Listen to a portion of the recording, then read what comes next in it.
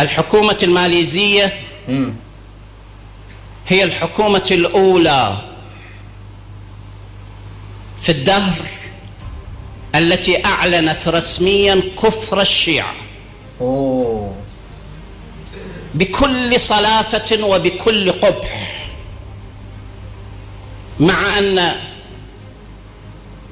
الخارجية العراقية لم تستنكر أبدا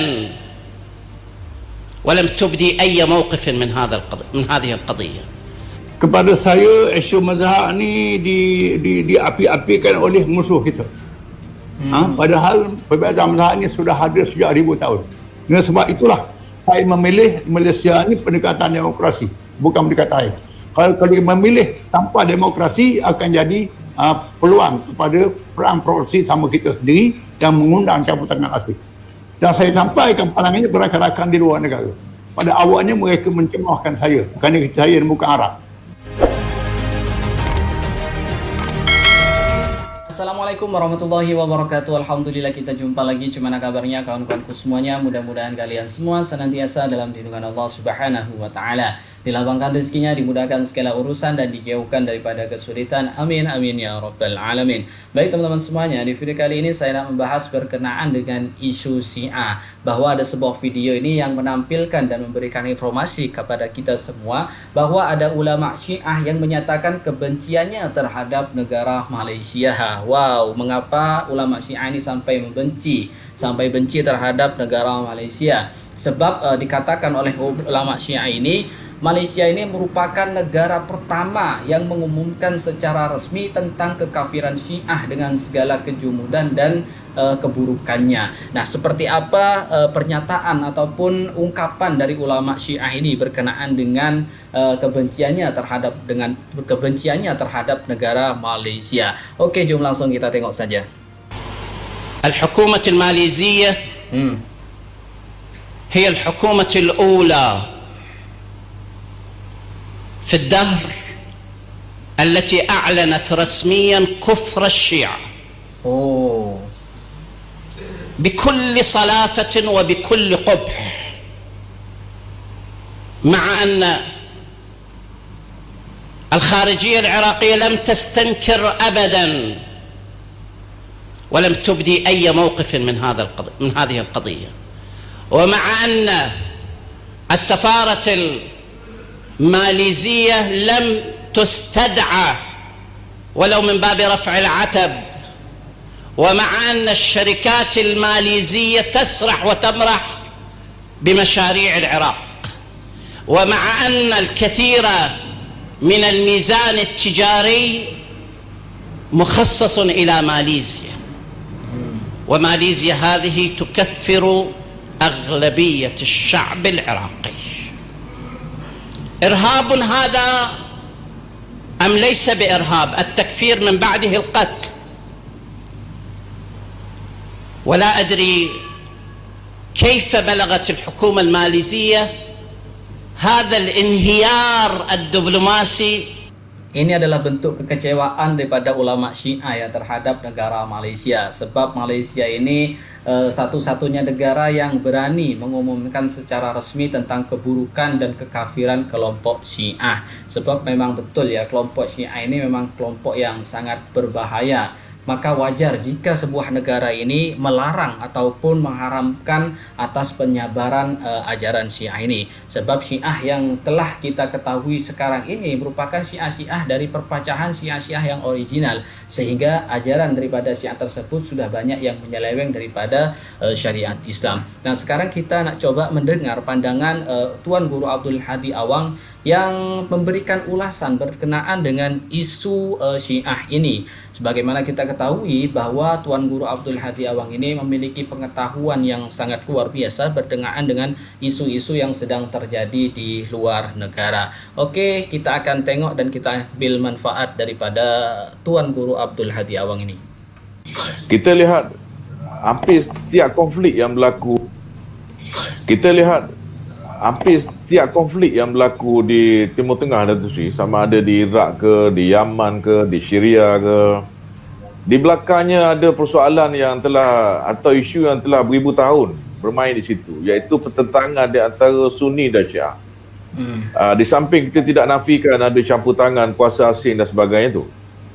Dan akhir-akhir ni kita lihat perkara ini juga menjadi masalah ataupun isu di Malaysia ni apabila aliran Syiah ni dibawa ke Malaysia.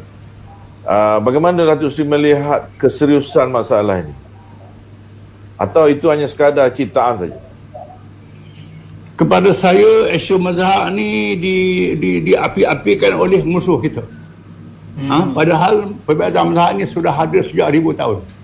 Sejak berlakunya kejatuhan Khulafa' Rasyidin, naik Amawiyah, perang Siffin antara Ali dengan Muawiyah, timbulnya mazhab.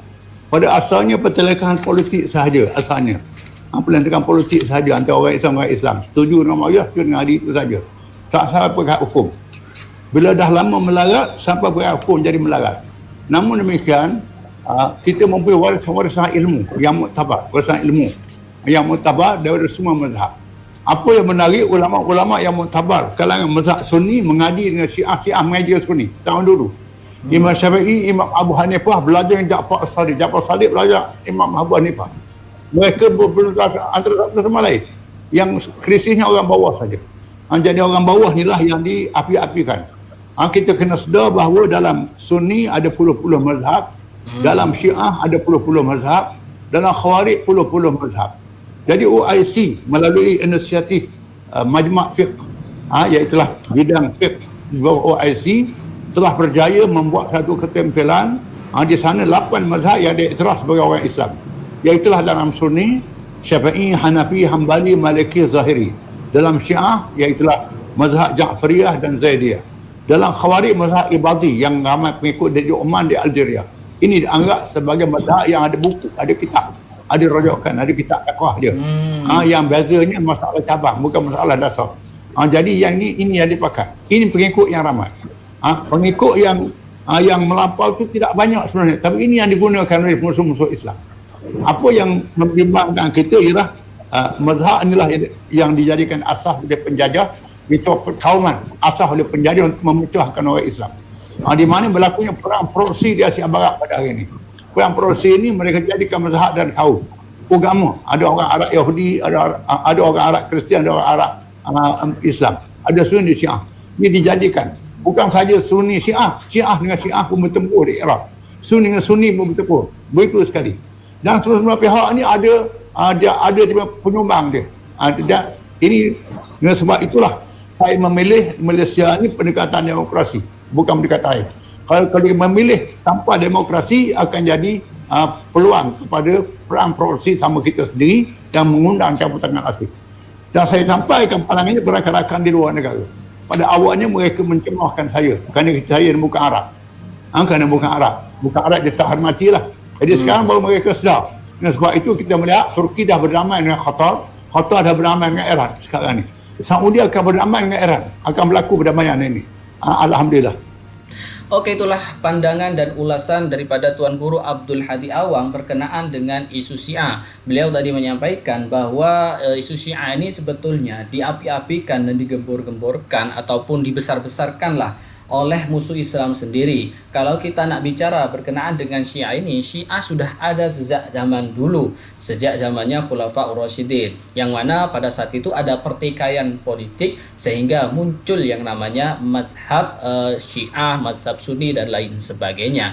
Nah, sejatinya Syiah ini sebagian daripada mazhab Islam. Nah, inilah yang kemudian banyak orang yang mengatakan Tuan Guru Abdul Hadi Awang ini mensokong dengan penyebaran aliran Syiah di Malaysia. Tentu ini pernyataan yang keliru ya, sebab beliau ini membahas ataupun memberi pandangan menurut historisnya berdasarkan sejarah munculnya pemahaman Syiah tersebut. Syiah yang ada sekarang itu merupakan perpecahan daripada Syiah yang original. Tentu perpecahan itu pasti terdapat ajaran-ajaran yang sudah tidak sesuai dengan ajaran yang sesungguhnya. Maka kita harus berhati-hati dan mudah-mudahan kita semua terhindar dari fitnah-fitnah semacam ini. Oke, mungkin cukup sampai di sini, kurang lebihnya mohon maaf. Mudah-mudahan bermanfaat. Hadanallahu wa iyyakum. Wassalamualaikum warahmatullahi wabarakatuh.